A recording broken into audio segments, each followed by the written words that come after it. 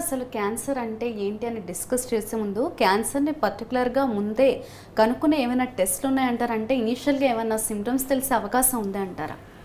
Symptoms తెలిసే ఒక్కసారి మనకి క్యాన్సర్కి సంబంధించిన సిమ్టమ్స్ వచ్చాయి అంటే అదొక పర్టికులర్ స్టేజ్ దాటినట్టే అండి, రైట్? అయితే కొన్ని టెస్ట్ ఉంటాయి, వాటిని మనం స్క్రీనింగ్ టెస్ట్ అని అంటాం. స్క్రీనింగ్ టెస్ట్ అంటే ఏంటంటే వాటి యొక్క సిమ్టమ్స్ అంటే వాటి యొక్క లక్షణాలు బయట పడకముందే మనం క్యాన్సర్ని పసిగట్టేటువంటి టెస్ట్ అన్నట్టు. వాటిని క్యాన్సర్ స్క్రీనింగ్ టెస్ట్ అని అంటాం.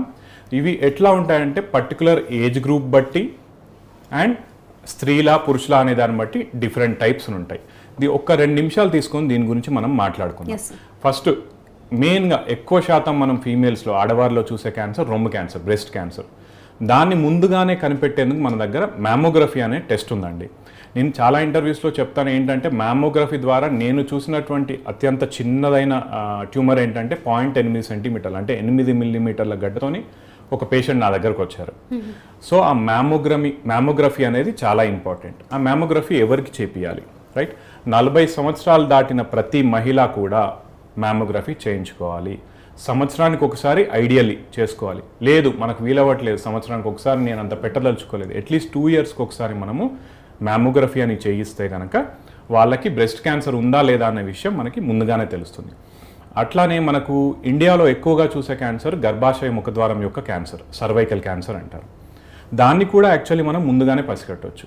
దానికి హెచ్పివి కోటెస్టింగ్ ఆర్ ప్యాప్స్మియర్ అనే టెస్ట్ ఉంటాయి. అది 29 సంవత్సరాలు దాటిన ప్రతి మహిళ చేసుకోవాల్సిన టెస్ట్ అది యాక్చువల్లీ. అలాగే మనము మగవారిలో తీసుకుంటే కనుక prostate cancer, PSA prostate specific antigen అనే బ్లడ్ టెస్ట్ ఉంటుందండి. ఆ బ్లడ్ టెస్ట్ చేసుకుంటే కనుక ఆ ప్రోస్టేట్ క్యాన్సర్ ఉందా లేదా అనే విషయం మనకు ముందుగానే తెలుస్తుంది.